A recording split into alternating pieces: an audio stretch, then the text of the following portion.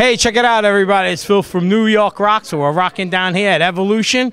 We're here at Daddy Stanton's place, and a great sound in here. And we're here with Tod Howarth. Howarth, Right. It's English, Howarth. Yeah. Right. Okay, but now you've been going back for a long time. You've been playing in different bands, and of course you were in Ace Frehley's Comet. Go ahead. And he started out. Is that Frehley's Comet? Yeah, Frehley's Comet. I joined them in actually late '86, and then we started doing stuff in '87, and then it went, of course, into about mid '88. And like how many albums? 2 or 3? Three. Right. 2 a studio and 1 live. Right. And then after that, you know, most everybody knows the story. Right.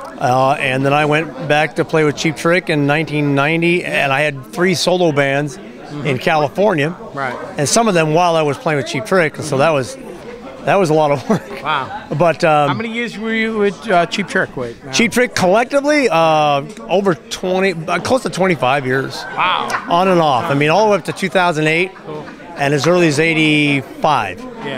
Yeah. Okay. It's a long time, you know. And then after Cheap Trick, what happened next then? Well, the last show I did with Trick was in 2008, the 30-year anniversary at Budokan. Right. And then I just continue working on my solo stuff. I've done 5 solo CDs, all by myself, and you know, I loved doing it. I did it for, you know, they weren't you know, huge money-making ventures, but I did them for the love. Yeah. And it was not humbling. It was a fantastic experiment, and just to do what I could do to keep things going until I could get back out there again. Right. The changing face of music, of course, is always changing. But and then Johnny and I started talking a couple years ago about, because John and I had talked periodically over the years. Right. I'd always see him when he'd come into town with Frampton, and then we said let's try to see if we can get Ace to do an anniversary show. Right. Well, long story short, here's 4 by Fate. Yeah, I was like thinking maybe the Comet we get back together, but this is great though, because these guys are such great musicians. Talk about the guys that you have in the band, plus John Regan, who was part of Frehley's Comet, right? Of course. John Regan is a great guy. He's responsible for getting me in Frehley's Comet because we toured together in different bands. I was with Cheap Trick, and he was with John Waite. Yeah. And I used to love his sound with Frankie LaRocca playing drums. Like, wow. So I went and introduced myself. Said, hey, I'm Tod Howarth. He said, yeah, I know who you are. You know. Yeah. So we talked. I told him all the stuff I did. He said, I've got a project I'm working on.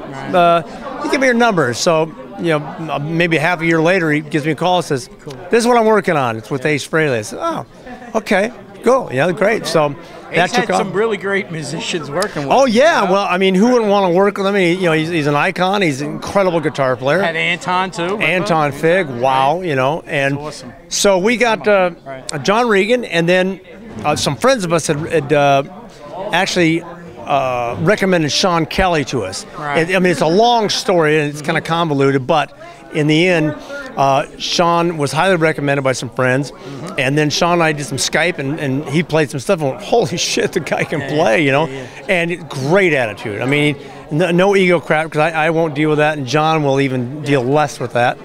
So we said, okay, we got Sean Kelly.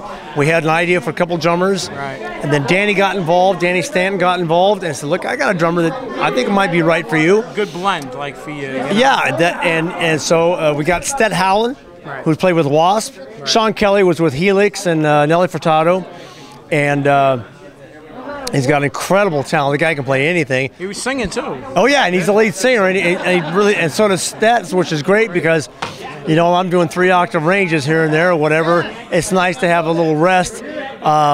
Depending on the length of the set, it's great to have that, you know. So we're very fortunate. We're having a blast. Okay. Now, material-wise, tonight was like a tune-up to greet the fans and get out there, play, and letting everybody know what's going on. But you're going to work on the material. Let's talk about the material that you can be working on. The new material will. It's going to be pretty much just. It'll be a 4 by Fate. It's not going to be. You know, we love playing all the Frehley's Comet stuff, and part of our historic resume. We'll be doing that. But we'll eventually start working on more new tunes that are of a heavier caliber, melodic. You know, God, I hate to say it, but it's kind of revolves around the way I write now, as opposed to back then, with Sean Kelly's style. as well, and he's a great rocker. He's very versatile. So it'll be a departure in the sense of a maturity, I guess. But it's just heavy melodic rock, you know. I mean, that's what I always loved doing anyhow. Now, I heard you're going to be playing in the area. Let's talk about that. Yeah, on the 5th in June, we're playing at the Revolution. It's the Revolution. Yeah. And then the following day, we're playing at the Chance in Poughkeepsie, which the Comet played there. I played there with Cheap Trick. I played there a couple of times, at least that I remember, so that'll be fun. And plus, John's happy because it's in his backyard. He just walks out and gets on stage. Yeah. And I see all the fun you're having because I know you're living in San Diego, and I looked at your page on Facebook, and I know you're into like doom buggies and all this machinery, and you're working on all this stuff. You're very like, you could build anything. You like that. You're into that. I watched that. I was like, wow, this guy's got a lot of different interests. You know. Well, there isn't anything I don't do. I grew up on on the weekends at a horse ranch. Right. I learned to torch, weld, plumb, construction, off-road, ride horses. Talented guy. Well, yeah, thank you. It was a lot of fun, a lot of necessity. But yeah, I really love the desert and all the off-road. I like boating. I wakeboard, snowboard, ski. I will not jump out of a plane. There's no reason when it's doing just fine by itself. And hot air balloons, not doing that because they run the power lines, and not only do you fall to your death, but you're on fire. Right. Okay, so no hot air balloons. And plus, you get wise when you get older. When you're young, you take chances a little bit more, but when you're older, you know, hey, I want to be around, right? Yeah, well, I still take chances in the desert, but now that I got this project going on, I'm gonna have to ramp that back because I get real dangerous out there. You can see a lot of the videos on YouTube of my desert activity. That you take a little risk. Yeah. But let everybody know how they can find out more about the band and get in touch with you. Let everybody, all the fans out there. We have Danny set up a page for us. We've got a 4x Fate website. We've got a Facebook page, which is of the same name. You can we all have Facebook pages in the band members, so you can get to us through that as well. Cool.